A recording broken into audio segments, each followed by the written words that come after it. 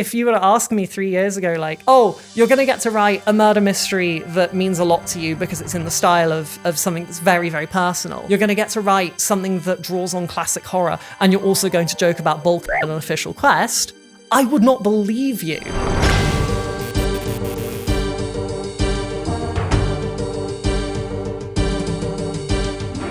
Hello everyone and welcome to the official Old School RuneScape podcast, where we get to chat shit with JMods and creators alike. I'm Mod Aiza. And I'm Mod Sween, and this is our chance to get to know the person behind the crown, hear their stories and hear their experiences. Today, we are very glad to be joined by Mod Other. Hello. Hi there, how are we doing? Very well, thank you. Yeah, I'm doing good, thank you. How are you doing today? Yeah, I'm good, thanks. I've been working hard in the post-bank holiday week here, so it's nice to come and sit and talk about things rather than just sit and write things. I really struggled to get back into it this week after a long weekend away. Yesterday was awful. I think it's the worst day I've had all year. It feels like just the brakes got slammed on at the end of last week. Because I'm just looking at this 4-day weekend. It's like, oh, I want to switch off. I want to be out of it for those days. And then you realize that once you've fully switched off, it is just impossible to switch back on properly. Yeah. Oh, gosh. No mind. Well, here we are. We get to talk about RuneScape. So for those that might be a little bit unfamiliar with what you do, Mod Other, who are you and what do you do at Jagex? So we've said my name 1,000 times. I am Mod Other. I am a junior game designer. No, I'm not a junior game designer anymore because I did get promoted. I'm a junior narrative designer now. Ooh. So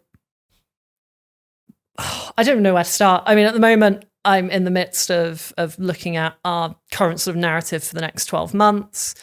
Ed's busy on Blood Moon Rise at the moment, so I'm handling a lot of the narrative workload that's coming through for basically everything else that we're doing. We've got the Red Reef coming up, and I think I can talk about it because I'd imagine we'll have announced it in about 2 weeks' time. I'm working on a Fremennik sequel quest at the moment as well. And I'm also just coordinating a lot with a lot of different teams at the moment for odd jobs that need doing, the little bits that need writing. And that's all very much kicked off in the last sort of 3 to 6 months. Before then, I basically spent 2.5 years on Varlamore, right from the start all the way through until we were done with batch 3, put together the Hunter Guild, we got Hunter Rumors. I spent a huge amount of time with the Varlamore project effectively doing anthropological research, asking a lot of questions to ensure that our world building was really rich and was correct as well. Okay. You can dig into a lot of different bits of Varlamore and realize that like they actually line up with what would be expected to be done. Because part of what I was doing was trying to coordinate with everyone on that. Like, you know, we've got an aqueduct that is a fresh water source for Civitas, and it's like, okay, but how does that actually impact what they do? How does it impact their burial practices and things like that? So whilst I was doing a lot of content, I was also just bringing a lot of stuff in line and being a bit of a foil, a bit of a backup as well to Mod Ed, who obviously did so much of the world building around Varlamore. But I was filling in the gaps and I was making sure I was helpful to everyone else. Like I was the person that was up to speed with what was sort of going on with it. So when Ed was busy, had other things to do, things could come to me and I could handle it. And then, oh God, what did I even do before Varlamore? I basically I started, I think I did a birthday event, and then immediately just sort of got dragged onto Varlamore and spent a lot of time on that. Gosh, it's weird looking back and it's like, oh wow, just 3 years of my life were just consumed by this one singular project. And I feel very free now. So I suppose for players, they kind of see it as free releases, whereas for the team of Varlamore, were you just on Varlamore the entire time? Yeah. Okay. Yeah, it very much was a case of like, we released part 1 of Varlamore, we had 2 or 3 weeks of, you know, feedback, fixes, things like that little downtime. Mm-hmm. And then obviously a bit of team reshuffling, people were needed on other projects. So we had some people move off, some people move into the Varlamore project as a whole. But for me, it was really a case of like, okay, fixes and feedback are done. Here's the briefs for the next part of Varlamore. Here's what needs doing. Here are the rough plans. Let's get going. Let's keep the momentum. It is odd because Varlamore to me never felt like 3 independent releases because there were so many threads that were being pulled all the way through. And I wasn't directly working on like the main storyline, for example. Those quests are fantastic and I had very little to do with them. But, I was keeping an eye on that and making sure that when I was designing around that, it was trying to keep things consistent. I did the Hunter Guild. I managed to sneak in at first light as a little introductory quest to the Hunter Guild. And then I was given a murder mystery on Alderin. And so for me, like as soon as the Hunter Guild stuff was out and it was working, we were happy with that final balance. It was like straight into like, okay, how do I write a murder mystery? Where am I going? And I'm very proud of it. I think I feel like I should be. Yeah, take pride. But I led into like, I always used to watch like the Poirot television show with my mum. So I really led into that sort of Agatha Christie style of murder mystery. And obviously we're working with like scope and stuff. So I couldn't do something that's sort of as epic in scale as one of those and as complex. But yeah, Death on the Isle ended up being, it took up so much of my brain while we were doing batch 2 of Varlamore. It just feels like one consistent project. And then as soon as that was done and that was out, it was immediately onto like Shadows of Custodia and the sort of the Custodian Stalkers and how will those tie into the wider lore of like Varlamore and things like that. It all finally stopped when we released the third part of Varlamore, but gosh, I don't think I've not really done anything major since then, but I've just been working away at things.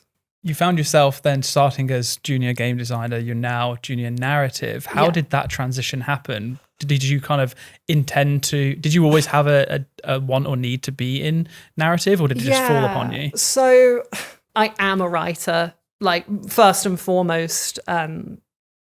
If, I could break down my entire history, it's like the only game design I really ever did was on my own time. It was out of interest, but it was always out of an interest of finding new ways to tell stories. I fell into game design in part because I looked at it and I was like, I have these worlds in my head and I can write them, but that's not the experience. Like for me, the world's in my head. I get to experience all these little facets of them, and you can never write that. It's not readable if you were to write every tiny little facet for someone. Tell you what, it worked for D&D though.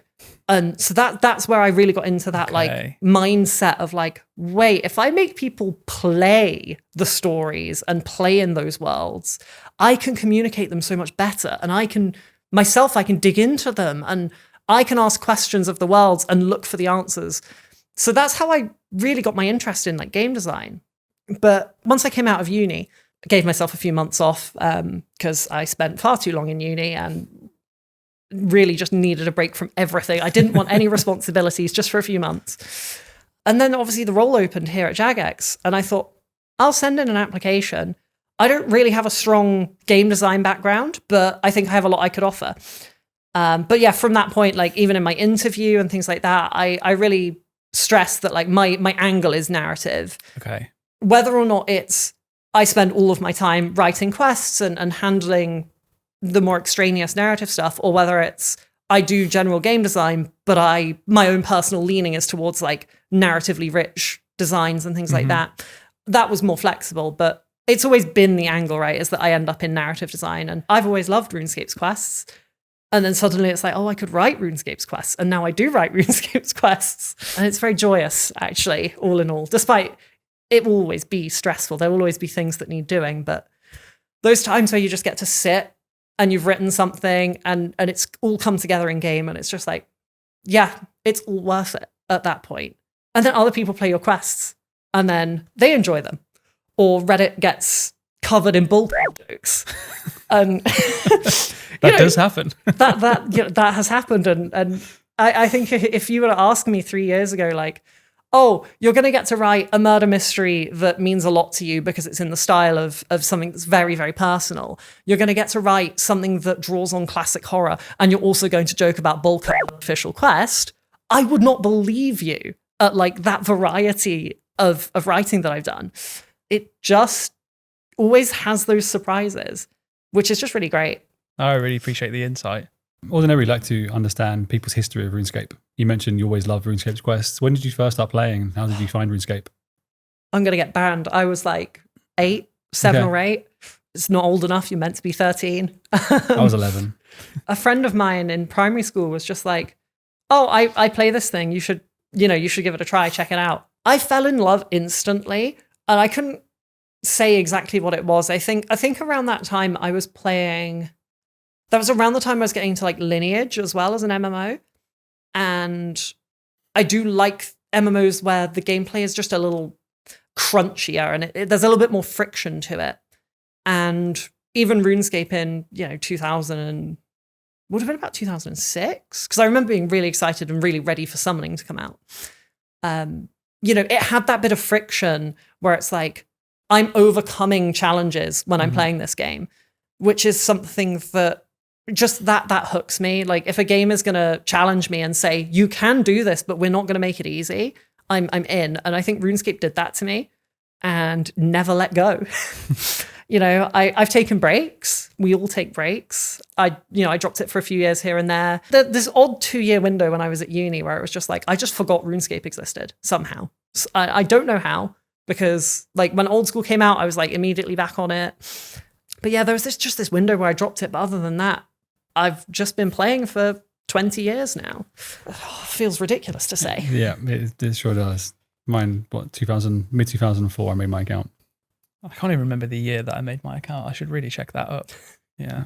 Do you still play? Yeah. Yeah. Maxed my Iron December. Did it as a little Christmas gift for myself. I had the lamps. Sweet.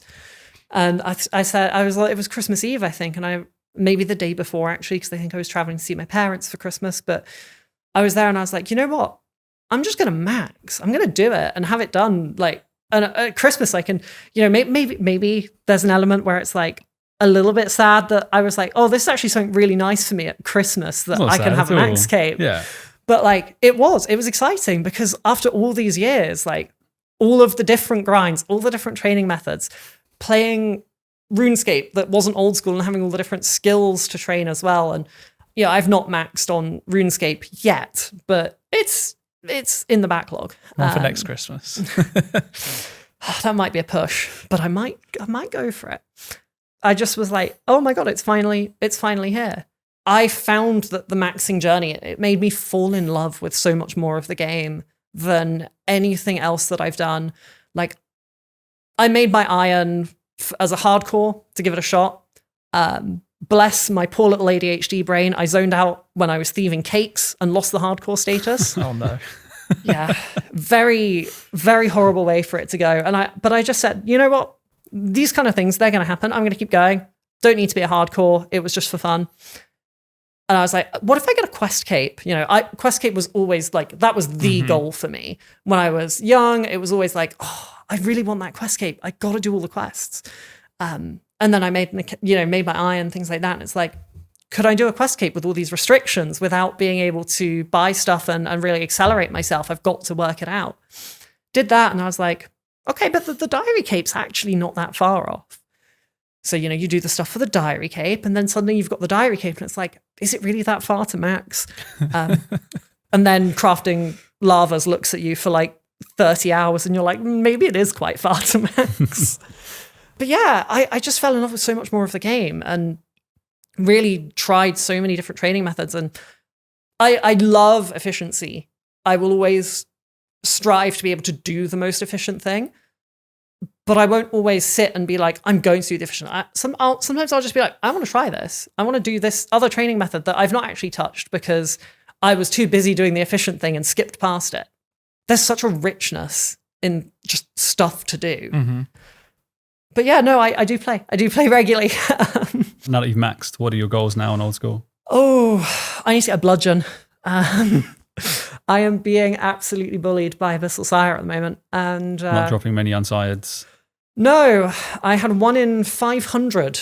Oh, wow. Yeah, over my last couple of tasks. I actually got the pet in my most recent unsired. And then I took a couple of days off because I was like, is this, of all things, I get the pet and not a bludgeon piece? But, I want to get the bludgeon. I want to take myself off to Nightmare and just sit there until I've got Inquisitors because I think it just looks so fucking cool. Yeah. I don't care that it's not necessarily the best in slot option. I'm going to sit there with full Inquisitors at some point and just look rad as hell. Love that. And that's what matters, you know. And obviously there's like skilling pets to go and get. I will turn into a pet hunter one day and I'm not looking forward to the day I turn into a pet hunter, because I know that some of them are just going to be a grind. But also, like, the grind is good. It's a nice goal. It's a very lofty goal, but I need that. I need a good goal. Once I run out of goals, that's when I burn out. That's when I start to just like dwindle off. You don't have to do one grind at a time like Coxie. You can just, do some and then be like, all right, I'm dry. I'll go somewhere else and then come back. Hop around. That's the joy of it. There's so much content, like you said, that you can just hop around. Got my first iron pet on the weekend. Oh, yeah. Oh, what'd you get? Got my Quetzal. Yeah. Nice. Rumors. Congrats. Yeah. When you were training for your max cape, were there any kind of like standout methods that you just really vibed with? You thought this is actually so much more fun than maybe you'd gave it credit for in the past, or didn't even know about and learn? I wouldn't say I didn't know Hallowed Sepulchre was good, but I love speedrunning stuff. I'm never going to be like a top level competitive speedrunner. I don't have the sort of real drive to be up there. But I love if something's giving me a timer, if something's giving me clear failure messaging, I love pushing it. And I love just trying to really bring down those times. Yeah, I think Sepulchre doing floors 1 to 5, doing the whole run. I had this day where I just couldn't crack a 6-minute sub 6 time. It was, I would get 606, 601, 602. And I'd look at it and I'd be like, did I make mistakes? And then, yeah, of course I did. Like 6 minutes at Sepulchre, that's mistakes time. And it started cracking. And then it's like, the next day, it's like, oh, here's 5 minutes 54, 5 minutes 52. And eventually, like, I just hit this god run. It's like, I think my PB is 5 minutes and 37. Wow. But I got so much agility XP while doing that. But that I didn't care at all. You were just looking at about the agility going XP. I was just looking at that timer. I was looking at like, how do I perfect this content so I can bring that timer down? And yeah, I think that's possibly the standout for me, is like, I was just getting into that flow state and pushing the time down and down and down. And now it's like, I look at leagues coming up and it's like, is there a Hallowed Sepulchre time task? Because that's free, that's free and quick points that I don't even have to worry about. It's the same in Gridmaster. Like, I thought that was a hilarious tile. You see so many people who have never done Sepulchre trying to get through all the way just to finish that tile. And I was there like, oh, I remember the days. I remember those heady days of not quite getting the time for the loot and things like that. But that was it. That was really just those days I spent so focused on pulling that time down were possibly the highlight of like that top end grind. But also like getting into a flow state, doing lavas, things like that. Even doing weird things like grinding out the Ring of the Elements, which otherwise useless, but actually, that's a handy teleport. Just changes things up a bit.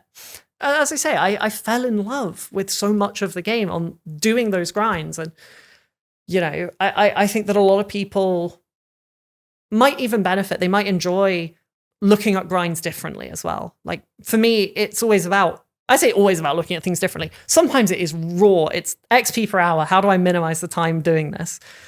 But find content like Sepulchre. Find where you can improve on that loop. Like ignore the XP for a day and just be like, how do I do this better? How do I do this in a way that feels like I'm winning against the game?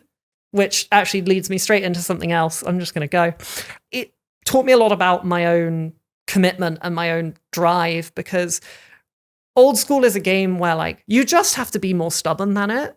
You don't have to necessarily start off good. You can have the world's most dogshit clicks and you'll still get through a TOB at the end of the day. And like, I am not someone who necessarily always was stubborn enough to do that. I'll grind ranks on a leaderboard, like a console Diablo 3, the really heady days of being like trying to get in the top like 200 on there, things like that. But for Old School, really, you just have to be stubborn. You have to say, you know what? You're not going to win, game. I'm going to get better than you. I'm going to get more out of this than you want me to. And it's like, yeah, maybe more out of it is like a few extra percent in XP per hour on a less efficient method. But you're still there. You're still having that little battle with the friction and your own weakness and your own failures. and you're improving yourself and you're learning more about the game, and it all just builds, right? It all just becomes this massive, I would call it a box, but it's that implies like a lid to it. But you know, your own skill pool is something that can always grow. You can always get better, and it will surprise you in the ways that it does that. And I don't know, to go right the way back, like the maxing grind, just that was it for me, is learning that there's so many ways I can get better, and there's so many ways that like I enjoy getting better, and I enjoy learning, and I enjoy the researching of like, we're so fortunate to have the wiki. You know, you can research the ways to train stuff that people have figured out. It's like, do I want to do that? Do I want to try get those tick minute methods down? Do I want to try and really push it? And if you don't feel like it, you just go do something AFK. We've got the range. I think I'm my own worst. You reminded me a lot of like my problems when it comes to games, but also what I see a lot, especially for old school players, in that you can spend so much time like hyper focusing on what the best thing to do is, that you actually end up not doing anything at all. And one of the best ways to progress in old school is just by playing the game. You said you weren't focusing on the XP per hour of Sepulchre, it was the time. The XP came with it. It's like, yeah, you could hit your head up against a wall trying to do tick perfect barb fishing, or you could just go and do something else and still get XP and then not have to worry about it at all. Yeah. It's so nice, right? That like obviously everyone will talk at length about how the permanent progression of old school is the thing, and everything you do builds you up. And like, I do think there's the meta level to it, where it's like, you as a player, everything you do makes you better in so many ways. Yeah, I feel that though, on like, especially in other games where you're trying to work out how do I best set this up? How do I best do this? And it's like, I've sat on Path of Exile for half an hour, or technically not on Path of Exile, sat on Path of Building for half an hour.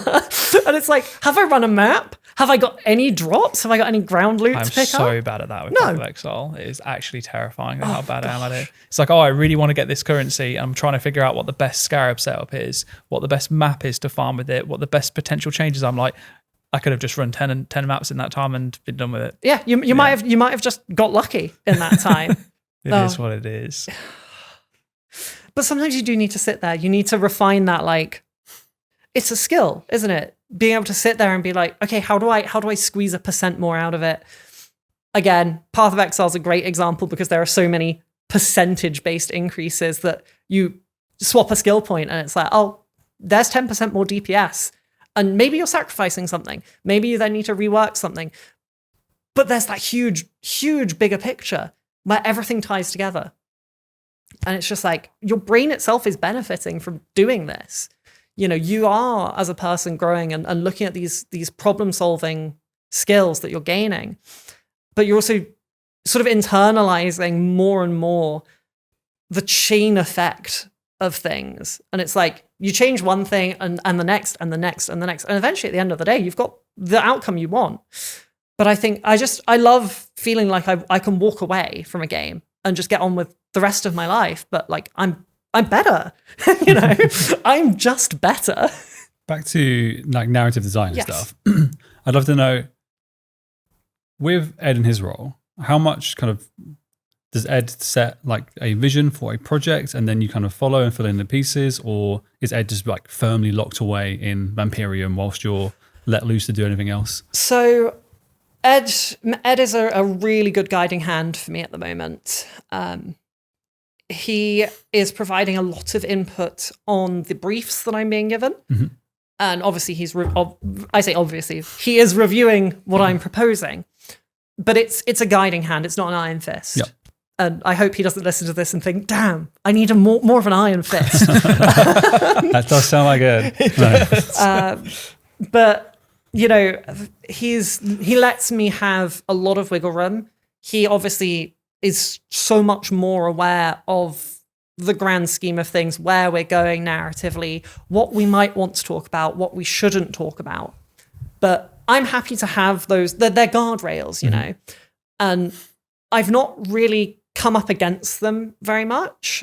In fact, like, you know, we've got some upcoming stuff where I turned around and I said to Ed, actually, I think it's better if we do it this way. We had a little chat about it. And it's like, yeah, we'll do it my way. But otherwise, I can get on with it. And, you know, I'm trusted to get on with it.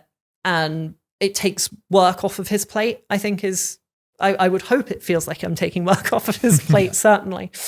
I have a lot of agency with narrative stuff at the moment. I've been dropped into side projects here and there. Our teaser trailer for Raids 4, I wrote the script for that, for the voiceover.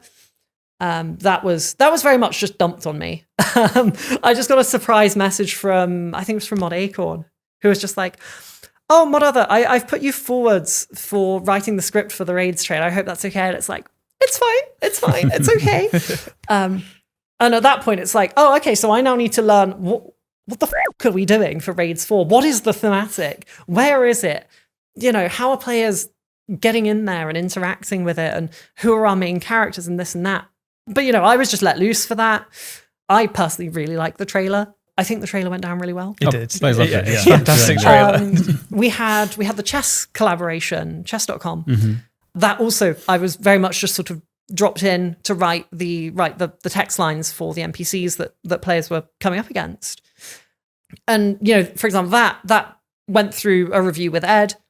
Very few changes. I mean, obviously, as the boss of the Marjarat story, having Sliske there as one of the characters, it needed Ed's input to make sure that we stayed consistent. Because even though this was an external collaboration, it still reflects on our game and our narrative. That's actually one of the really weird things. It's like everything canonizes itself if we write it from the context of in-universe or in a character's voice, which does mean you have to be really careful. We did Postbags from the Hedge lately. That's a difficult one because if you actually look at the citations on wiki pages, Postbag from the Hedge, very, very common one for NPCs.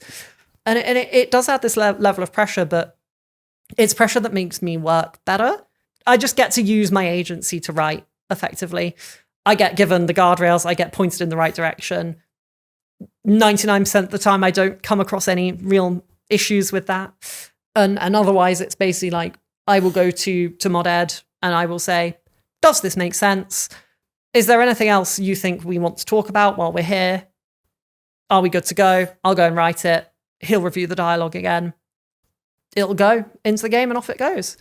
It feels very odd to have that much agency. I feel like, I look at myself as a junior narrative designer and it's like, should I have this much agency? And then I think, I'm kind of doing okay with this agency though, and it's finding that balance of like, I know that I can get the help I need if I need help, but I just get to write and I just get that unfiltered joy of writing and making things happen. Supposed to put it in context, it'd be like looking at an amazing game with an amazing story that you love and then thinking, oh, that story's great. The person writing the story must be absolutely like, top of their craft. They must know what they've been doing. They've been doing it for decades and decades. And you go, that's what you're doing. Yeah. That's the thing. That's the thing is like, that is what I'm doing. You are them. Yeah. I'm literally her. But it still feels weird because when you play games, especially when you're younger or when they are in your own eyes, like the real pinnacles of writing or, I'm sure for others it would be their systems designs, things like that. You never quite feel like that's also your level. But, to someone, I probably am up there. There's probably someone out there who thinks Shadows of Custodia is excellent and really for its compactness and for its lore implications, like they probably think it's really high up there. But like, I don't think I could ever see myself up there. And it wouldn't just be the imposter syndrome, because I think that imposter syndrome means you've kind of made it. Like you think, oh, I shouldn't be here, but that means you're here. That means you believe you're there. But for me, it's like I look at Bloodborne and it's like I'm not writing anything at the level of which like Bloodborne with its textual richness and like my perhaps hot take in that it's one of the best feminist texts ever written. But like I look at that and it's like that's up in the stratosphere compared to me. But maybe it's not. Maybe it's the goal. Maybe I reframe it and look at it and I'm like, oh, I could reach that level one day. I just have to keep grafting and believing that I can get there. It's just weird though. Like I think that I almost can't look at narrative design in other games that I've enjoyed and isolate that and think, I can do that. I do that. You know, I work on a massive MMO writing quests that people play. Like, it's still crazy. It's mental. Yeah, it's awesome. Yeah. You know, I never thought, like, you know, when did I last do a creative writing task in education that was actually needed? Like, I think I was 12, 13. And, you know, perhaps I won't say, you know, solidly this is a uniquely British thing, but we do undervalue a lot of the creative work that kids do and teenagers do, because we've set up this system of like, yeah, you can do music, you know, you've got your lots of very almost like prodigy level kids doing music, and kids that will obviously go to the West End and be on stage. But we don't frame writing that way, I don't think, in our educational systems. So it just becomes like, it's very ingrained that like creative writing is kind of this sort of DOS activity that, yeah, you can do it for fun, but you don't make the step up. It's very hard to realize it as a professional pursuit and a full-time, like, I need to keep working. I need to keep honing this craft. With the exception of like, if you go into like film and television where you're writing scripts.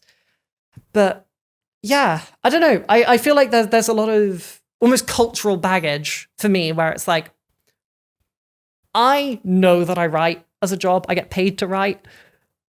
It still doesn't feel like I'm a professional writer, basically. Yeah, I wonder as well if this is like the perceived scarcity of the amount of writing jobs as well. That's what put me off. When I was younger, I was probably more into like the sciences and maths until, admittedly, an English teacher, I fancied the hell out of her, and she said back like, "This is the best essay that anyone's handed in." I was like, "Oh, okay. Maybe I'm going to put the maths and the sciences aside, and I'm going to go deep into the English and history," which is what I did end up doing. But I never really thought about pursuing writing because I think everyone around me, family, was like the scarcity of jobs. Like, how many writers are there? There's going to be so few writers. Yeah, there's certainly I call it an image of writing as a hard job to find, and it's not just an image, right? You know, for a lot of people, it's freelancing. It's hoping that they get a chance to write anything more than an article here or there. It's such a hard thing to change. I would say, like, long term, the hope is that like people like me and doing things like this is like, we talk about it and we're like, actually, yeah, if you can write, if it's something that you enjoy and you think you are good at and other people see it in you, like, do pursue it. Because I certainly, like, you know, when I went to university, I did a digital media degree initially.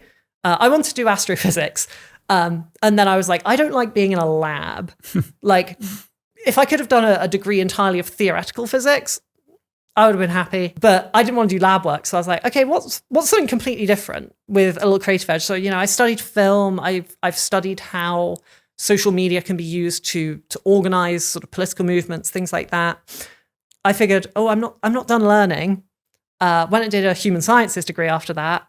So then I was like, okay, human genetics, anthropology, sociology. And the thing that for me was like, I did all of that. And I never stopped writing. Through my second degree, I was more of a poet, though, submitted to competitions, things like that, challenging myself to write poetry in different conditions, different locations, different restrictions, sort of building the skill. But it never left, like, I was never happy if I wasn't writing. And I think that I never crystallized that until I was completely out of uni, I had no responsibilities. It's like, how in the do I find a job writing? You know, and I applied to a few different jobs, like working in libraries, things like that, where it's like, okay, maybe I'm writing more technical things or guides and things like that, and more things that would fall under communications rather than a creative thing, because it's just so hard to find a job where it's writing and creating like that. Yeah. But yeah, I feel like there's got to be something that could be done to change that, but far be it from me to be the one to say exactly what that is. So it makes a lot of sense, in the whole coming in as game design, but having a very strong viewpoint from the start of wanting to be in narrative, because you're right. It's like looking at it, there is a big difference between writing for communications versus creative writing as well. The way that you approach them, the way that you get involved is vastly different. Yeah. It's the pathway of coming in actually as a general game designer and then specializing it's not uncommon. I don't think. I myself am fortunate that we kind of needed narrative designers, whether or not that went into the decision, for example, to hire me in the first place, or whether or not I just sort of showed enough promise and it's like, well, Mod Other can come on board, do general game design, we'll work out what we're doing with her later. I couldn't possibly say what the exact reasoning behind all the decisions was, but I'm very fortunate that I was able to make that sideways move. And I think that I was giving a talk to some university students a while ago on getting into the industry. And I do feel that for so much writing, it's like, find the vibe and then move sideways. Get into game design, move sideways to narrative design, get into I don't know. I don't know what it would be for writing technical specs for stuff, but get into the engineering of it, get into some adjacency and then shuffle, which just is maybe, I think it makes me a little sad to consider that, where it's like, it's just so difficult to promote writing and put those jobs forwards. And also it is very competitive. That's the other thing is we can go back to thinking about am I on the level of the people that do the things that I love and that write those stories? It's like, I may not be on the level. I'm certainly in the same job market. They're my competition for jobs in many ways. I won't say I've made it, but I'm here. Yeah, we're here. We're podcasting. Yeah, exactly. We're podcasting. There we go. Exactly. We'll continue on that way. And, you've already gone one leap. But what is the next leap for you? What does the future of narrative design look for you? Do you have a particular ambition in mind or a goal or even a project that you really want to work on and where that will lead you to? For me, I would love to be the person that writes our old school fairy tale finale. Okay. I think that there's so much on offer there that I want to sink my teeth into it.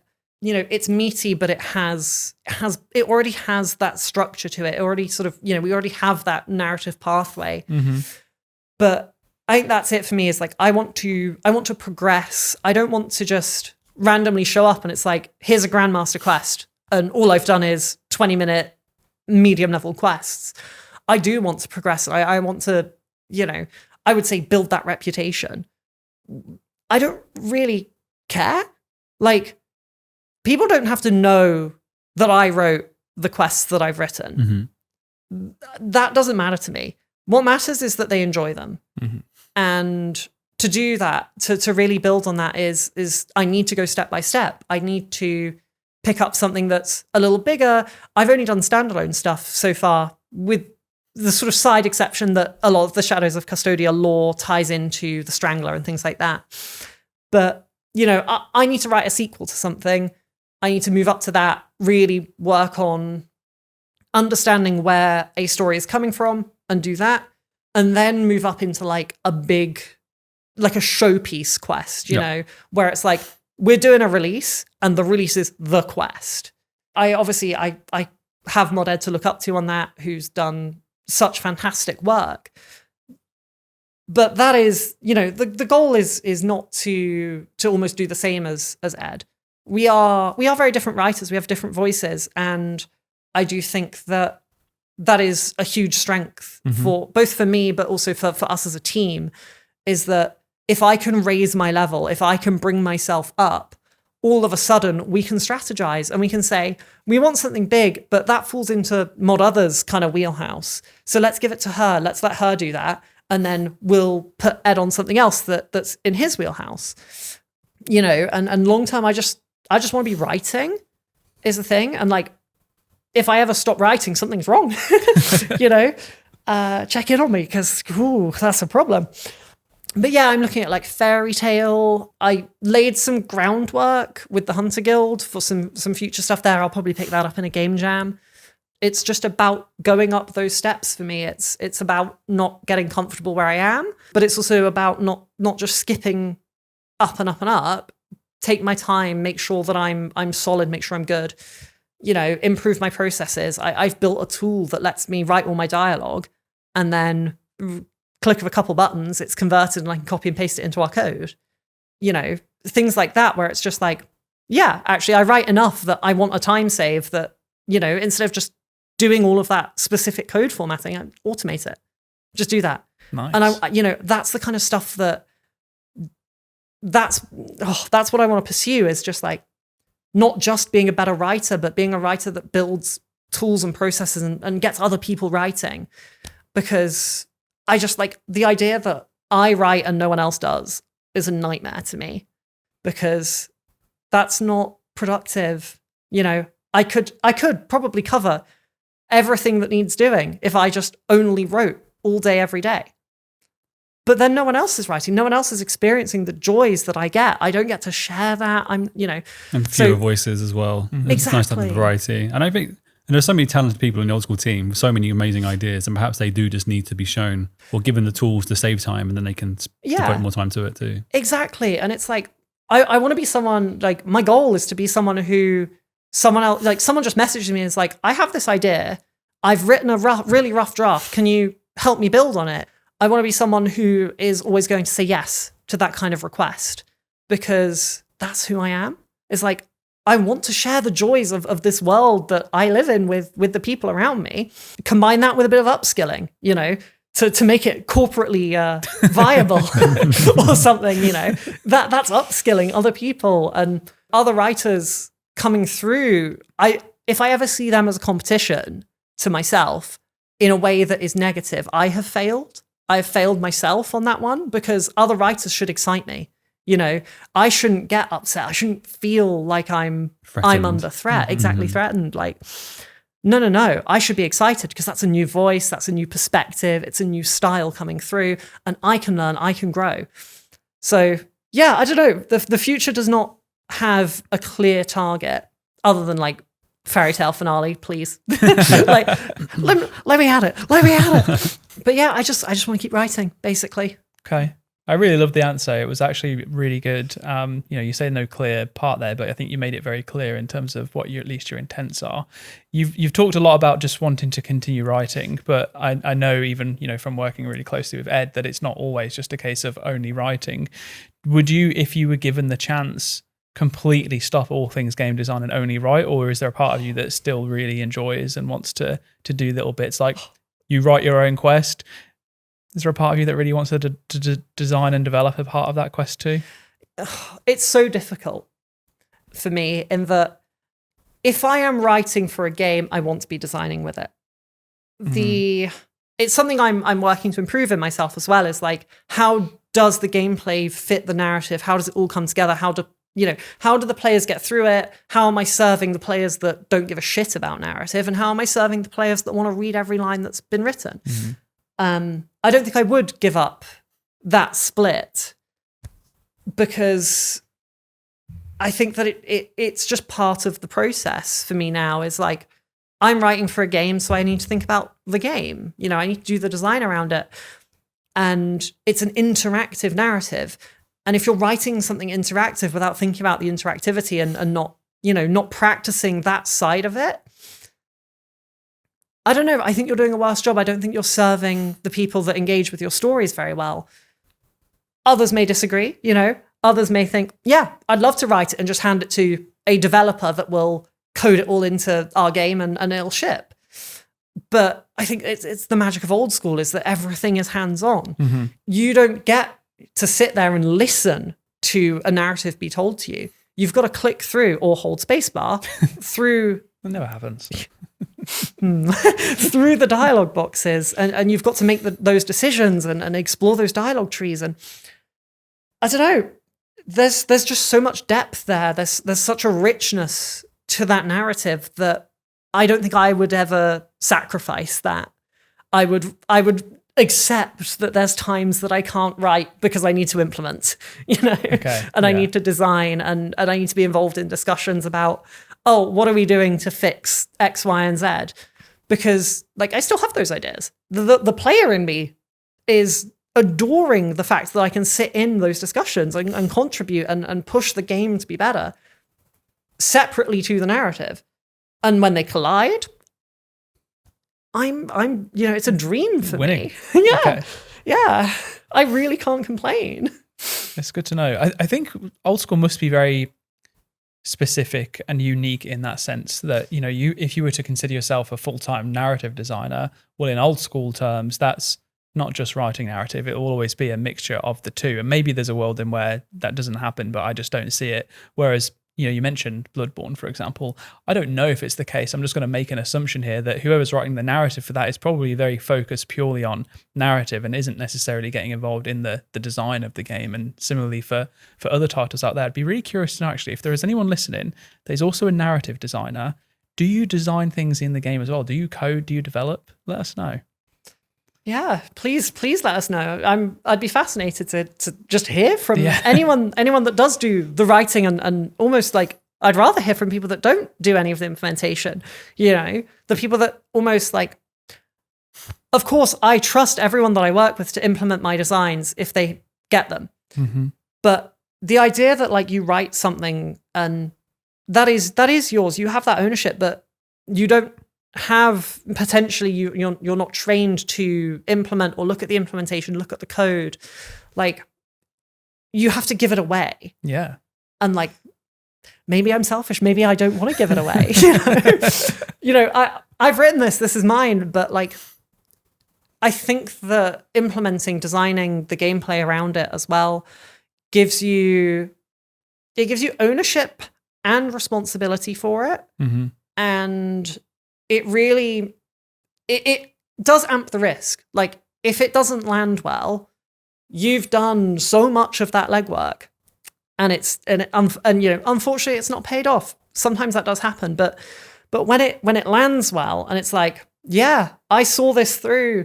I really brought my vision to life. I think that's the other thing as well. When you do the implementation, like I know the little foibles of the different bits I've written and designed. I know these little niche things that would take paragraphs to explain. And it's like, I could just implement that. I could just do that. I don't have to write paragraphs and paragraphs explaining you just get it. A tiny thing. Yeah, exactly. Yeah. I get it. And it's there. And the things in my head are out of my head, which is, to me, that's also like such a big thing is like, I get the shit out of my head. And I can move on with my Yeah, you can sleep well at night. Oh gosh, yeah, no, the times where I've just not slept very well, and it's so often it's because I'm thinking too much about what I want to write and how I want to do it. I won't say that I don't sometimes just get up out of bed because I can't sleep and just implement something, because I do because I can't sleep. If there's something that is just there and it needs to get out, it's just like, I'll do it. Yeah. I'll do it and then I'll sleep like a log. Do you have like a little notebook next to your bed that you write ideas down that come to you? Yeah. So much of my design work is handwritten first and foremost. Mm. It's actually a thing I picked up writing poetry. If I handwrite it, I can then really visually make those edits. Really, it's very tactile. Mm-hmm. It identifies issues to me in ways that just doing it digitally doesn't. Whether that's I can draw, just, really quickly draw or sketch what I think something will look like. Like the Hunter Guild, for example. I sent the shittiest sketch of what it might look like, both the above ground and the underground, to our concept artists.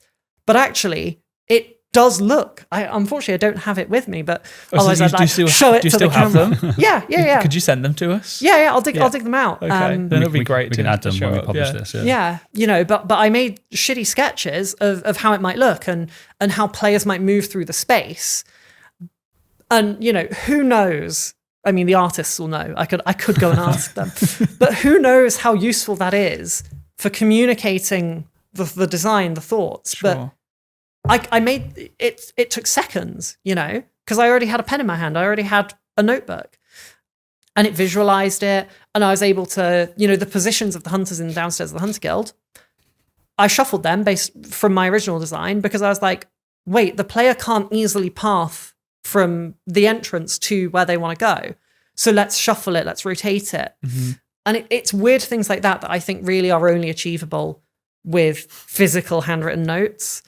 But also just making edits and having edits in a way that maintains the history of the design, where I've scribbled out something, I've crossed something out, I've changed the name of something, I've changed the XP value of something. All of that is so much easier for me when it's written out and visual, and it becomes a physical memory as well. And I'm not necessarily sentimental, but I still think it's crazy that I can look at these things that I wrote 3 years ago and see how I've spent hours interacting with them in game. And it's like half the Hunter Guild was designed at a pub. And that's like a lot of content in old school. I know. But a friend of mine works at a pub, and I'd give her a lift home, and I would sit there with a mocktail and my notebook, and just like, no one's bothering me. They're cleaning up, closing up, whatever. Maybe having a little chat. But I'm just sat there. I've got 40 minutes. I've got an hour. Just work on it and just iterate. Spitting out ideas. Yeah. And just doing that. And, and then you show up the next day to work and it's like, boom, I know exactly what I'm doing with this. I've worked it out. I know the issues. I flagged my risks. I'm ready to go. Did you ever go back through old notebooks? Funny enough, I might actually be exposing myself a little bit. So it's time for me to incriminate myself in the podcast. Go on. So I was cleaning out my cabin, and in there I had an old shelving unit, which was filled with all of my notebooks when I worked in IT, which had like all the notes I was taking from when I was doing like new infrastructure and talking to customers and client conversations stuff. Nothing actual, like no personal information in there. I'm sure of that, but like quotes that I'd put together for a particular build or a network configuration. And I was literally just sprawling through, and I'm like, I literally had like 7 thick notepads full. That was the last time I actually no, it's not the last time. I've got some old ones from when we first started, 2017, 18, old school. I've kept those. But yeah, I did have them. I went through them, and it was weird how much I could remember from just reading a notepad that I'd not had that memory at all in my head for the last 10 years. And then suddenly reading, we're like, I remember that conversation. I remember the person's name that I was on the phone to at the time. I ended up burning them all because they did have like information in there that I probably shouldn't have kept. So yeah, I burnt them all in a big fire. But yeah, I've still got my old school notepads. Like we used to get a new one every year. All of the old original designs, like conversations around how I'd approach Dragon Slayer, how we would look at like community with the feedback and the blogs and all that approach, Theatre of Blood, it's all in there somewhere. And I don't do it anymore. And you've just reminded me, it's like there's such a level of purpose, I think, of just putting pen to paper. And nowadays, I think the only time I do that is if I'm writing someone a card. And it's quite sad, actually, because I will write a note in a notepad and then I'll forget about it. And then I'll go back to that notepad like a week later and be like, shit, I really should have remembered that I'd put that in there. And maybe I just need to bring a notepad back and just write notes in there. Yeah. Yeah. That's it. That's our new motivation. We're going to bring notepads back. Notepads back, yeah. My RuneScape ones are great. I was like reading through those when I found the IT ones, and it's like, talking about Dragon Slayer, and then suddenly there's a random drawing of an anime face. It's like, why is that there? Or I tried to draw Pikachu from memory. And I'd clearly done that in the middle of a meeting where I was just like so spaced out. I'm like, this isn't for me. I'm drawing Pikachu. Back when meetings were in person as well, because we weren't remote at the time. No, we weren't. And the call was, and there wasn't a call, and you were just drawing. Yeah, you were taking notes. Yeah, in a meeting with someone, and it was just so dry that I've got a sword or a shield. I've got like 4 pages in a row of just random swords and shields that I tried to draw. Concept art. I'm not very good at drawing. No, I asked because when I moved house last year, I found my notes from like 2017 and 2018 days, and at the top of mine, it's like Sween is such an asshole. Yeah. I believe it. He pissed me off today. Dear diary, Sween's leaving me to do all the content. I gave you all the content. Yeah, no, we had a good relationship back then. Yeah, it worked well. Similar to how you described working with Ben, like strengths and stuff, and not feeling threatened. I don't think I think we competed, but never.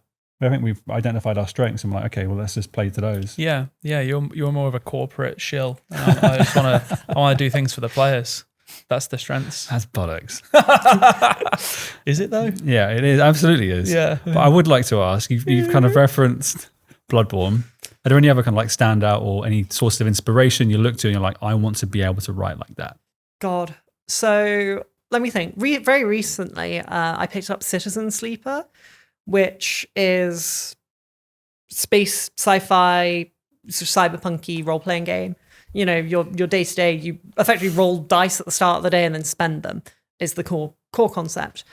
And it made me cry so much with its endings because like, obviously this all comes from my own understanding of the story that was presented to me, but you're on the run, you end up at effectively a semi-derelict space station. In true sort of cyberpunky fashion, you've got class divides, things like that. You're starting at the bottom. But as a story where you are someone who's trying to survive and you make it a home, you make those connections, and it all builds and it all builds. And it reaches this point where it's like all of your goals through the game have been find a way out. Find a way to keep running because you're being chased. You're going to get caught. You know, you go back to what you were before. And it's like, oh shit, I don't want to leave. You know, I obviously cleared all the achievements, got to get all the endings. But given the option, like I just found myself, I was like, I can't press the button that is I leave here. And I find that so inspiring from a storytelling perspective because from the start, I never thought that's how I was going to feel about it. I looked at it and it's like, I'm being chased by a bounty hunter and I've got a very visual and visible clock and things are happening about this as it closes in, it closes in, it closes in. And it's like, oh, I just spur of the moment tried to shoot the guy because he was going to sell me out. And it's like, but I've been helping everyone. I've been kind and friendly, but I still made that decision. And I think it's this like such a pinnacle of like connecting to the world. And that is one of those like, yeah, I will never forget that experience that I had with it. And I need to play the sequel. One of those ones where it's on the list and I've just not had the time. Mm-hmm. I've had other things come out that I wanted to play, like Ken, for example, which I'll get onto in a second.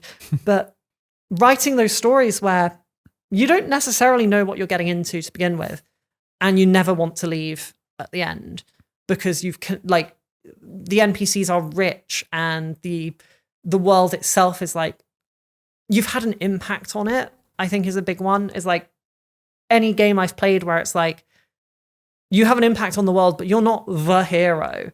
You know, you're not ascending to godhood and that's your impact on the world. You're impacting the world because you helped a guy go to his job for the day to afford food by taking care of his daughter.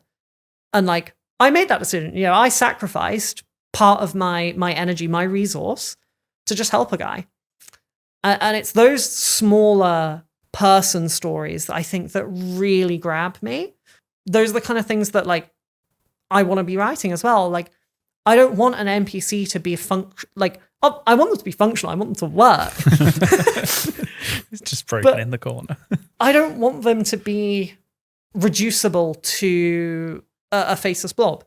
That is definitionally degenerate in that you could, it's that, oh God, what is it? Where you can replace a woman with a lampshade or whatever it is in a story.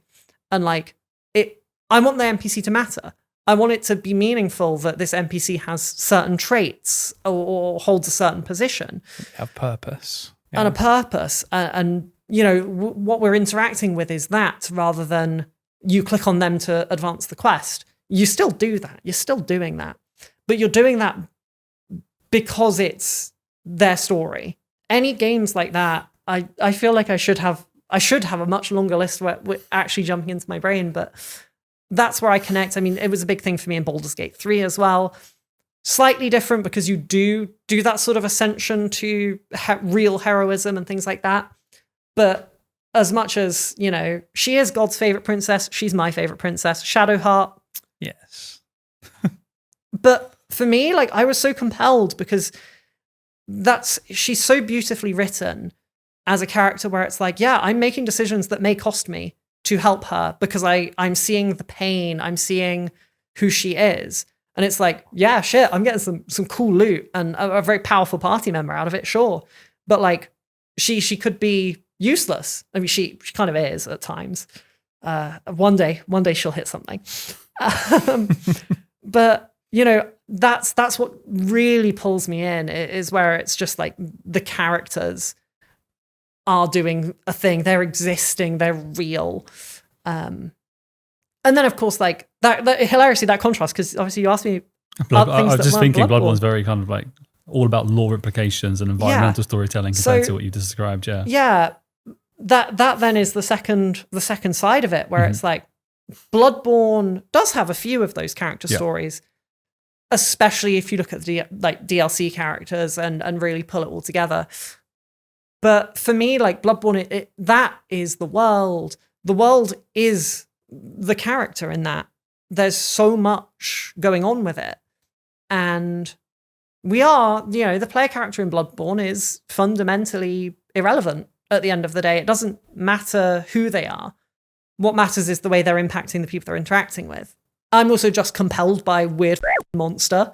Like, I actually have a tattoo of the moon presence on my collarbone. Bloodborne really, really hit for me. It really resonated. And I mean, I mentioned earlier, I think it's fantastic feminist literature. And I say that fully seriously.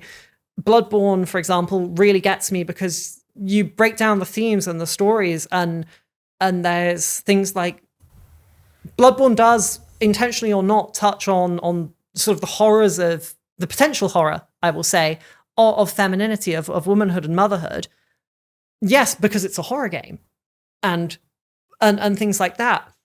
But it's incredible how it delivers those stories in a way that it's like, if you don't care about that, it doesn't make the story worse necessarily. It's like, you've already got something that's so good. It just has another level, you know. It's and I think that as well, that is like, I want to model myself on that kind of writing, and where it's like, if you get none of it, it's good. If you start to get more and more of it, it's better. There are some interesting ones. I think Fallout New Vegas, for example, I will never escape the effect that had on me. It did make me very much like, it tuned me into survival style storylines. And, you know, who is not going to enjoy shooting Benny in the head, first of all? But also just the way, like, immersion, for me, that was the game that really flagged it. You know, I grew up with Ratchet and Clank. It's awesome. Great game. Oh, God. I will do anything to have every game available to me in that series. But when I go back to it now, and I think, actually, yeah, I'm only here for the gameplay. Like, with the best will in the world, it is not a narrative masterpiece necessarily. I mean, like, Nefarious is hilarious, for example, and the story of the Lombaxes is interesting, but I'm not playing it because I'm getting dragged in. And I think Fallout New Vegas was where I started seeing games as like, oh, wait, I can just be in the world. Mm-hmm. And I can just, all of my presence is on this world rather than necessarily my goal. That then gets followed up by Fallout 4 and Preston Garvey will never leave you alone with goal setting, and such is life. But yeah, I think that's the sort of vague answer where I can't remember any explicit games. But yeah, any narrative where I just feel like my goal can wait. Mm-hmm. I want to be in the world. I want to help the people. I want to learn about them. Fuck, even like Hades, for example, is very good at that. Yeah. Oh my God. How did I forget Transistor, an earlier Supergiant game? That got me. The story of it, the gameplay. I'm just going off on a tangent, but Transistor ends where it starts. And I finished effectively playthrough 2 before I realized this, because I was so engrossed. I was like, okay, what's next? And my brain hadn't actually twigged that what was next was what came before. Just slightly harder, slightly faster paced, this, that, the other. But again, it was another game where I just got engrossed in the world and in the story, and maybe that's where I want to end up. That's my goal. You know, I want to write those stories where people just never finish them because they're too busy feeling and experiencing the journey. I mean, this tattoo here is for me, this is about writing. You've got your start, you've got your finish. Those are outside of the world and the story that someone takes through the world. And that's it. It's the world. And that's just, I mean, yes, it's everything in a literal sense, but it's also everything in that writing sense. Is like, if your world falls apart once you stop looking at the goal, there's work to do. I think that even if you're designing something that's entirely on rails, the only thing to do is the goal. Like, Doom has a very, very rich world and a very rich narrative. Do you do anything except collect little bobbleheads and absolutely slaughter demons? No. But it doesn't fall apart when you stop and look at the world and look at everything that's happened in it to get you to where you are. I just love it.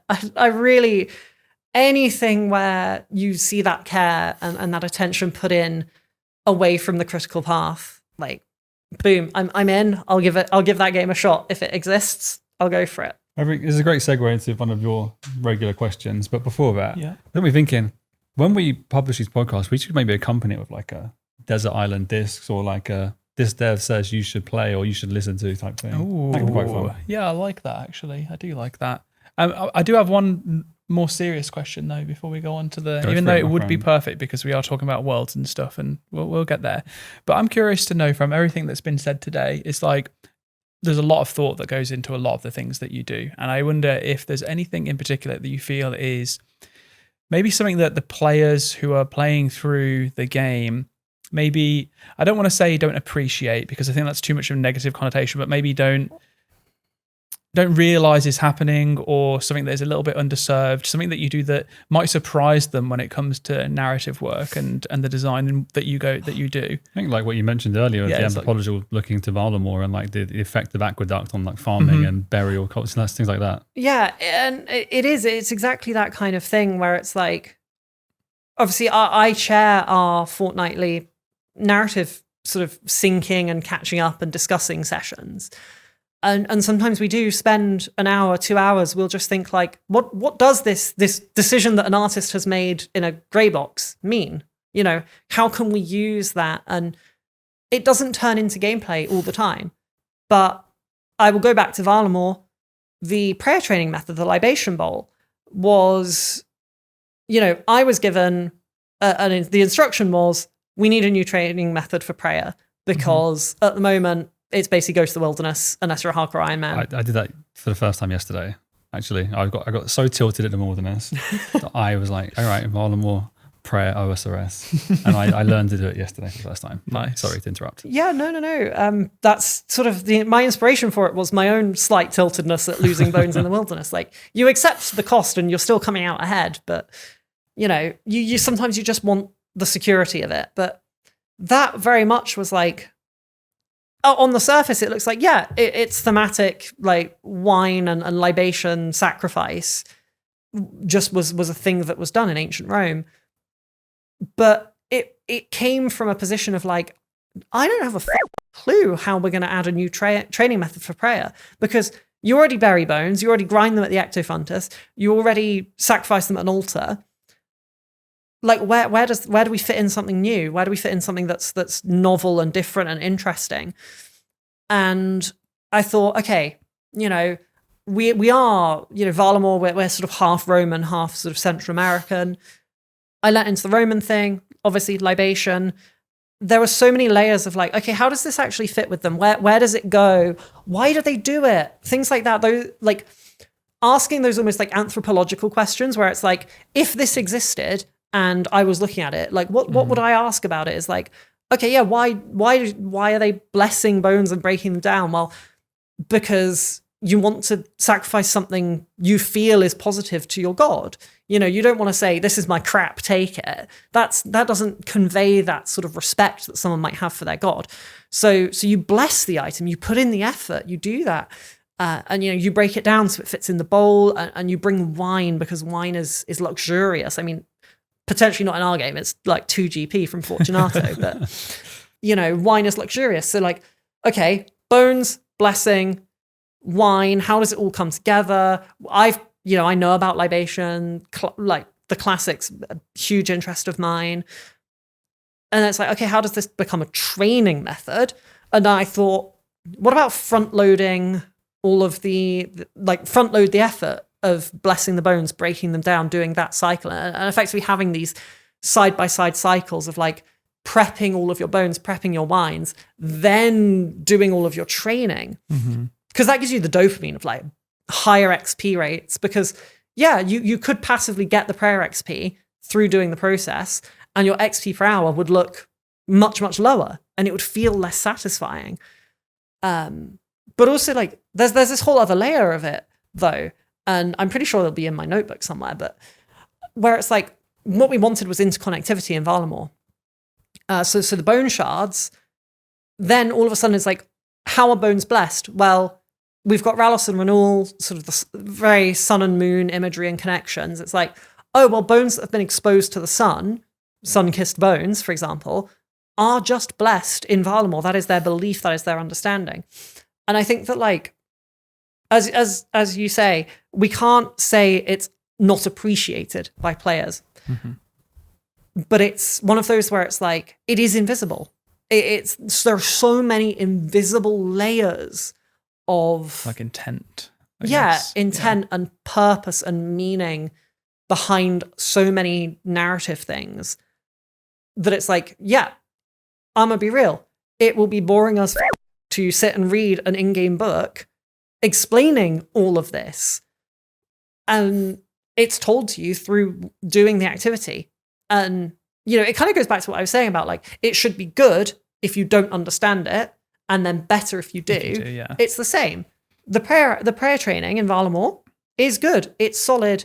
It achieves exactly what it set out to achieve, if not a little bit more. And, players make use of it. That's good. And then you understand how it all ties in, and why you get bone shards all around Varlamore, and sort of all of what you're doing. And then it's better. And I think that's it though. It's that extra layering of the world building and that in very intentional design of each step. And for me as well, like it helps me design to do it that way. I get the guidance from the world we're trying to build as to what the gameplay should look like. And it all then just slots in, and you don't have to change stuff. You don't have to like wrench something open to slot in your new thing. You look at it and like, oh look, it can kind of sit there comfortably, make sense, and we don't have to really pick anything up to fit it in. I think it is very much something that like I, especially myself, have not thought about it as much until today's talk, for example. Where we had Mod Surma on earlier, who was talking about music and how music plays a part in like the way that the content plays out and such, and that's part of the world building. And I think I've underappreciated how much goes into the world building and how much of an impact it actually has and what it means. So yeah, maybe next time someone tries out a piece of content, they'll think a little bit more than they did before, not because they feel like they have to, but because they want to understand that it makes sense. And I think we could do a bit of a better job actually of helping players understand a bit more about the world when it comes to feedback on designs and rewards and things that we do. Sometimes, we just got to do it because, they don't like it, and that's okay. We can make something better or worse if it has to be. But I think there's been a few times where, especially with certain rewards and their visual identity more than anything usually, as to why it should be a certain way, because that makes sense for a gear piece that they want to match it with. But in terms of the world that it's coming from, the area, it doesn't make sense at all. So I think there's a balance. So did you see the Strangler video? I think it was Wizard Mind Bomb. Yeah. It was awesome. It was great. Loved it. Like, I know there are other old school YouTubers, but I think we've been like screaming for like our Varty video equivalent on old school for a very long time. I wouldn't want to give away too much, because then like leaving enough mystery for someone to go and make a 40-minute video essay. That's perfect. Oh gosh, yeah. No, when that popped up, I mean, out of the blue, God refresh of YouTube, and I watched it and I thought, oh my God, this is wrong. But I was happy about it, because the thing is that to have set up the narrative in a way that someone is interpreting it, and they're getting there, they're so close. And it's like, I want to reach through the screen and just hand you the notes, I want to hand you the truth of it. And it's like, no, it's actually so much better that the truth is slightly ambiguous, and because this is a mystery, this is a horror story with the Strangler and the custodians, and I feel like saying the truth here as well, it almost feels illegal because someone's going to listen to this, they're going to get jump scared. No. But that video is so good because it comes so close, and it pulls together so many of the threads that we've laid out, and so many of these points. And it's just not quite there, but that's perfect. That's exactly where I want it to be, because if everything's there and explicit, like there's not, I don't want to put a lore video maker out of a job, but that can happen. You put too much information in, it all just gets sort of decompiled and then recompiled on a wiki, and everyone's going to sit there and they're going to read the wiki if they care about it. They're not going to play the game. They're not going to engage in the story. Yeah. They're gonna Spark Notes it because it's all there, because it's all put together. Mm-hmm. But no, that video was just that. I thought that was fantastic, and that's probably one of the things that makes me feel so much closer to those writers that I admire and look up to, is that I did something that inspired that, Mm-hmm. and contextually as well. Shadows of Custodia was a small addition. The idea was we needed new Slayer creatures. That was the project. They could have come with a quest to introduce them, and I thought, perfect. Let's come up with something and see where I can go while I think about it narratively. But yeah, no, gosh, shout out Wizard's Mind Bomb, because that's a really good video. Very good video. Yeah. I also just want to agree, by the way, mystery is definitely a good thing. And I don't mean explaining to the nth of giving out the lore, but like I found it personally fascinating to hear around your research into anthropology and understanding like animals, and what a viaduct might mean is like, how does that impact the way that they bury their dead? I'd never thought about that at all. That was brand new thought to my mind. And I'm thinking to myself, is there some value at some point? Like, we used to do progress updates, for example, mid project, and we do the dev diaries now, but it's like, let's do a little bit more of a deep dive into what actually goes into making these worlds the way that they are, not telling them the secrets of them, because the joy of video games, and I think what for me as well, what makes a great game is that I can talk to someone and tell them what my interpretation of that is, and they'll turn around and say, no, that's not it. This is how it is. I'm like, is it? How do you know that? And then you can have that discussion. But yeah, silly question time. Uh-oh. But it's not silly, it's serious. Oh. Okay. Wait, hang on. So serious mode. Yeah, here we go. Thank you for that. I appreciate it. You have a whole world of imagination within yourself. Where does that take you when you're thinking, what world do I want to live in? You have the choice to be able to live in any different world setting, be anyone, anything that you want to be. Where are you going to? I'm going to the world that I go to when I want to fall asleep, where it's much like ours. Okay. It's what I know, it's comfortable, but there's a little magic. There's, everyone's got a little something. Okay. But that's where I go, because it's comfortable, and I have, obviously I'm biased in saying I'm the creator of that world. I have more power there. But for me, the reason I go there when I want to fall asleep is that I can just build while I'm there. Okay. And I think that if I could, I would go to a world where I can just make, if that makes sense, but not make in a way that a god would create, but make in a way that someone just solves their own problems in a way that works for them. So you're not kind of hand forcing and then there's a castle appearing in front of you style? No, but more I need shade, and I have the ability to grow a tree or a plant with a massive leaf to shade myself. Okay. Hypothetically, I live the fantasy of being a sort of D&D druid. But yeah, I feel like there's just this comfort in a world where people have the ability to just survive in a way that is very, very set and very low risk, effectively. Okay. It's very idealistic that people don't have to struggle, but that's where I would go.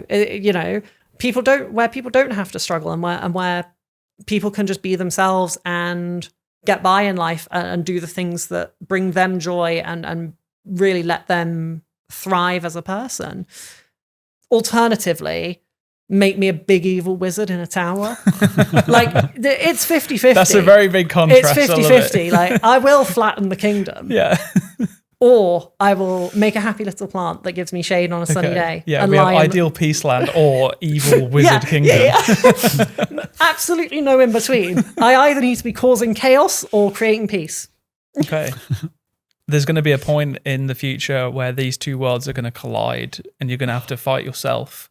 And that's going to be that's an interesting story in its own right. Just be careful next time that you're trying to get to sleep and you're putting yourself into your peaceful world, and then suddenly a portal opens and, you know, we've created a rift between the two parallel dimensions. I'm sorry if I've I hate a crossover. Yeah. Okay. Do you have any questions for myself or Sween? Oh my God, I've been yapping and I haven't even considered that. You don't have to. You're welcome to say no. How is the podcasting life? It's good. I really enjoy it. Yeah, I've had so many good opportunities to hear and experience things that I've not had chance to, and get to know people more. Like, we've never sat down and chatted like this before. No, we haven't. So it's been a shame, to be honest. It has been, yeah. But you know, it's the reality of just working. Like, we're all so busy, but it's been fascinating to hear. So I love having the opportunity to get little snippets that I would never have. Like, for example, I'll use the same one again, is learning about how you've done the research into world building, but also I understand now so much more about your view and approach on things. I think you'd be a great fit, by the way, for Fairy Tales after everything that you've said. I can definitely see that. But yeah, it's been really fun. It's tiring, but that's like a woe is me. It does take up a lot of time, and I really appreciate our lovely production team for helping us out with them. So thank you, and sorry for being so late on all the feedback. But yeah, it's great, and I get to spend more time with Sween. So yeah, I love it. Does seem like a pretty big win. Yeah. Yeah, it is. So. No, I love podcasting. It's so good. Yeah. I wish we reached more players. But you know, it's not for everybody. Some people just want to play the game. Yeah. Some people don't even, some people want a spacebar quest. Some people want to play without music on, something, just grind content. They're not too interested in what we have to say or anything like that. But it's nice to know that we are able to give this to people who do care. Yeah. Yeah. I always think about that, of like, some people will be, and you know, I use the term neutrally incurious about the game they play. And I think that the really cool thing is that we offer that. Mm-hmm. We offer a game where you don't have to care. You could just watch number go up. And the fact you guys do this, and it's like we get to sit and chat, and like we, as you say, we don't get to sit and chat because our work lives just we don't cross a lot, and we're busy and things like that. But it's like, we've done all of this, and now everyone that wants to listen can listen, and they can learn a little bit about our processes, learn about the world, and they can pursue that curiosity in a way that is like unimaginable if you go back even like 5-10 years. Yeah, that's kind of crazy to think about, actually. It's just who we can reach. But you're right, I do think that if we could reach more people, I don't know how we achieve that. Better titles. we need the. I was thinking, I do this every time I'm talking to somebody. Yeah. Earlier you said, "What the are we doing for Raids 4? Perfect clip." That's just another bleep though that the team have got. I know, yeah. But there's a few today, so it's okay. What's one more? Marginal. I look over every single time and I see the smirk come up, like, "Yep, gonna have to edit that." Yeah. I mean, I ended up looking at Raids 4 yesterday as well. We were talking about how we name the rewards and how we like doing theming for that. That was a long 2 hours.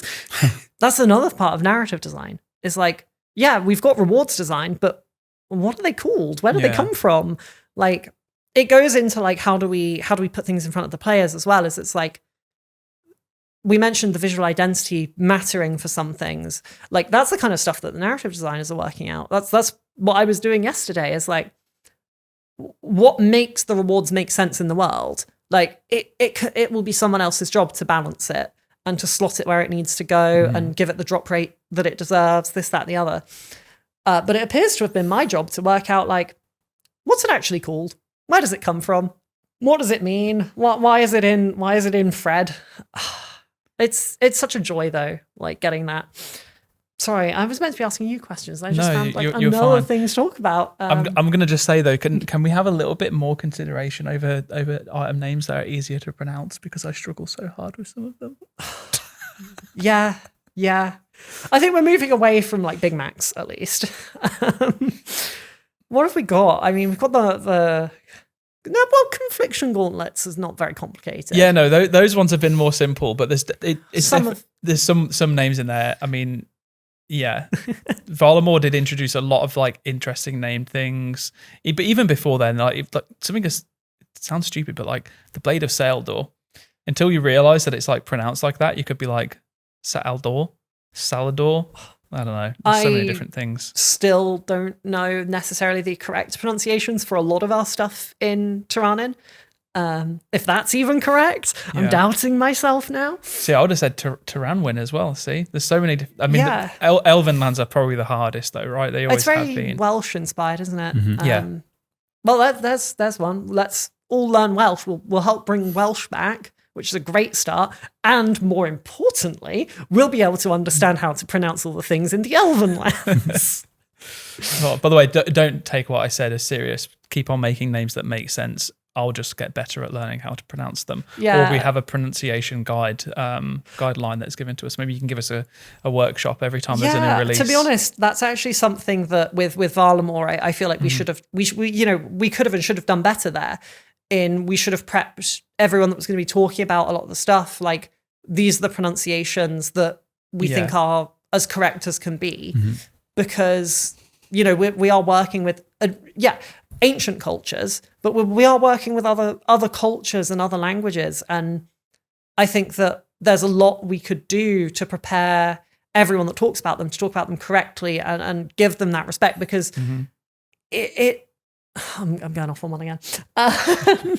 There's this element of like, I love calling the Maqueetle, the Big Macs, the Boppers, but they do deserve respect as an item.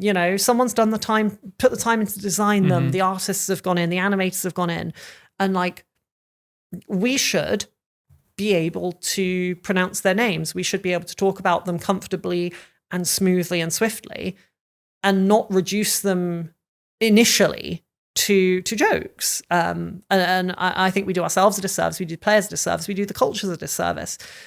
However, it's also funny to just use the weird names for things.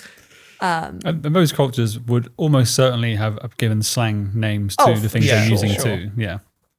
I dread to think what the ancient Varlamorians might have called the Big Macs. We just have Huey, always Huey. Yeah. For example, Huey's great. I love it. It makes him feel so much more approachable.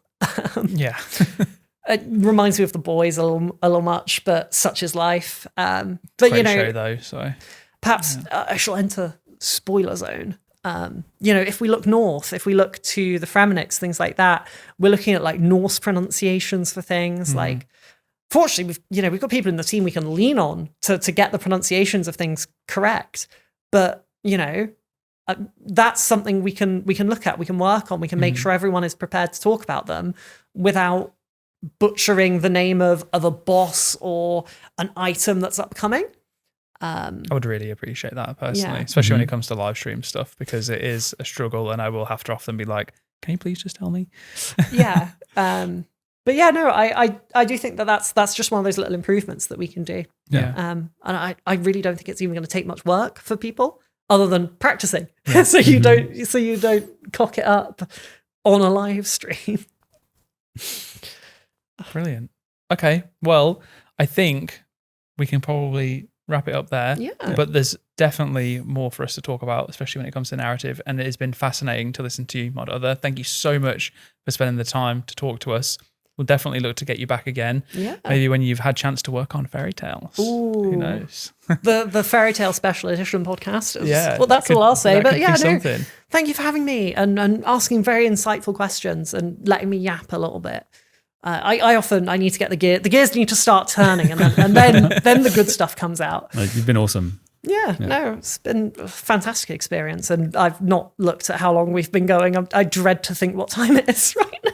It's been the perfect amount of time, and that's all that matters. So but we will definitely look to get you back again in the future. Hopefully everyone that has listened back home has enjoyed. Please let us know. And if you haven't already, make sure that you like and subscribe so that you can get notified of future podcast episodes. Who would you like to see in a future episode? What question should me or Sween ask that we have not yet asked? Is there a new feature that we should include past the fantasy land that you could live in? Who knows? But until the next one, we shall see you for now.